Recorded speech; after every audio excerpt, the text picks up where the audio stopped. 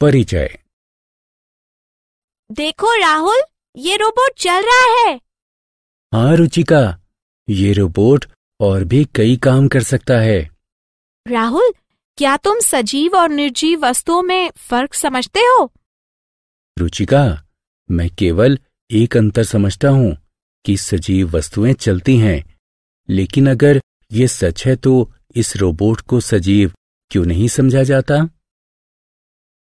बच्चों, इस पाठ में हम सजीव वस्तुओं की विशेषताओं की जानकारी प्राप्त करेंगे। आओ सीखें। जीवन का वर्णन करना, सजीवों के लक्षणों की पहचान करना, ये समझना कि सजीव वस्तुओं में कोशिकाएं होती हैं, इसकी पहचान करना कि सजीव वस्तुएं जन्म लेती और विकसित होती हैं। सजीव वस्तुओं के द्वारा ऊर्जा के उपयोग की जानकारी प्राप्त करना, ये समझना कि सजीव वस्तुएं परिवर्तन का अनुभव और उसके लिए अभिक्रिया करती हैं। इस पर विचार करना कि सजीव वस्तुएं जनन करती हैं। जीवन उन रासायनिक अभिक्रियाओं के जरिए इसे परिलक्षित करने वाले अणुओं का विलक्षण जटिल कोशिकीय संगठन है, जिनके फलस्वरूप जन्म, विकास, अभिक्रियात्मकता, अनुकूलन और जनन होता है। सजीव के लक्षण, वे वस्तुएं जिनमें वृद्धि, जनन, पर्यावरण का अनुभव और उसके अनुकूल अभिक्रिया करने की क्षमता हो, सजीव वस्तुएं कहलाती हैं। पेड़ पौधे और पशु दोनों सजीव हैं, इसलिए जीव विज्ञान में पेड़ पौधों यानी वनस्पति विज्ञान और पशुओं यानी जंतु विज्ञान दोनों का अध्ययन किया जाता है।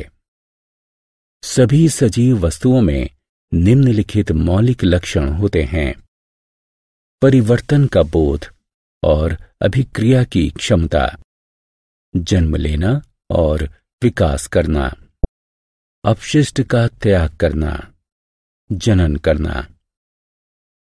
सजीवों में कोशिकाएं, प्रत्येक सजीव प्राणी में एक खास विशेषता होती है।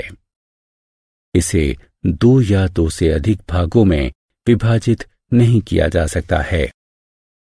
किसी सजीव प्राणी का शरीर एक या एक से अधिक कोशिकाओं का बना होता है।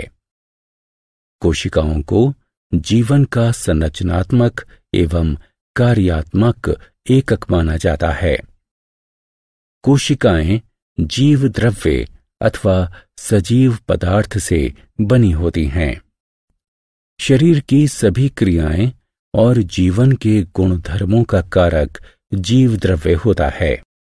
कुछ सजीव प्राणी केवल एक कोशिका से बने होते हैं, जैसे अमीबा, पैरामीशियम। इन्हें एक कोशिकीय कहा जाता है।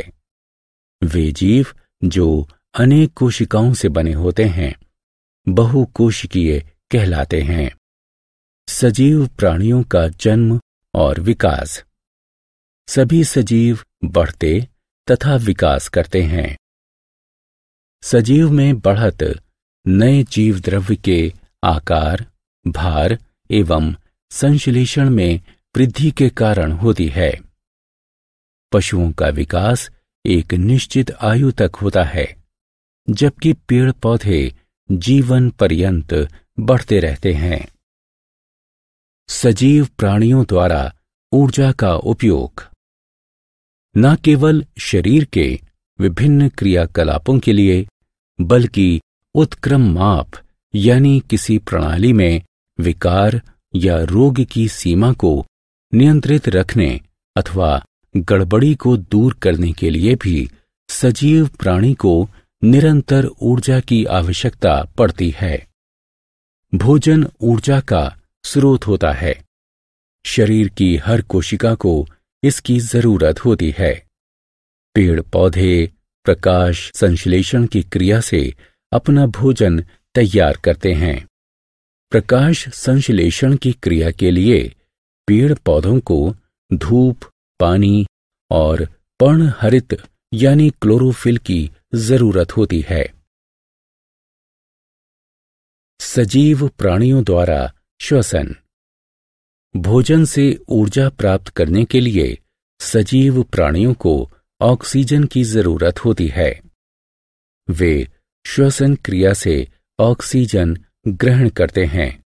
श्वसन क्रिया में ऑक्सीजन शरीर के अंदर जाती है, जिसे रक्त शरीर की हर कोशिका तक पहुंचाता है।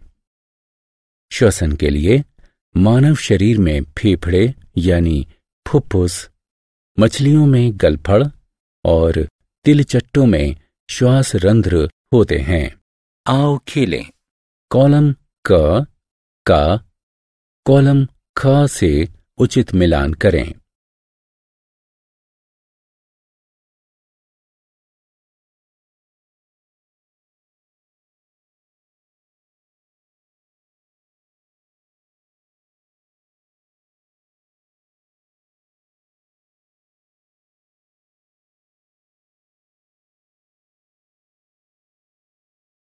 सजीव प्राणियों में परिवर्तन के अनुभव और अभिक्रिया की क्षमता। चेतना आसपास के वातावरण को समझना और उद्दीपन से अभिक्रिया करना कहलाती है। किसी प्राणी अथवा अवयव की उद्दीपन से अभिक्रिया करने की क्षमता सुग्राहिता यानी संवेदनशीलता कहलाती है। सजीव प्राणी में जनन। बच्चे बढ़ते और प्रौढ़ होते हैं। उनमें अपने ही जैसे शिशुओं को जन्म देने की क्षमता का विकास होता है। जीवन की उत्पत्ति पूर्ववर्ती जीवन से होती है। हमने क्या चर्चा की? संसार में दो प्रकार की संरचनाएं हैं, सजीव और निर्जीव। सजीव प्राणी जटिल तत्व हैं। सभी सजीव प्राणियों की कुछ मौलिक विशेषताएं होती हैं। कोशिका जीवन की सबसे छोटी इकाई है। प्रत्येक सजीव प्राणी की संरचना और क्रियाकलाप में आयु के साथ परिवर्तन होता है, जिसे विकास कहते हैं। जनन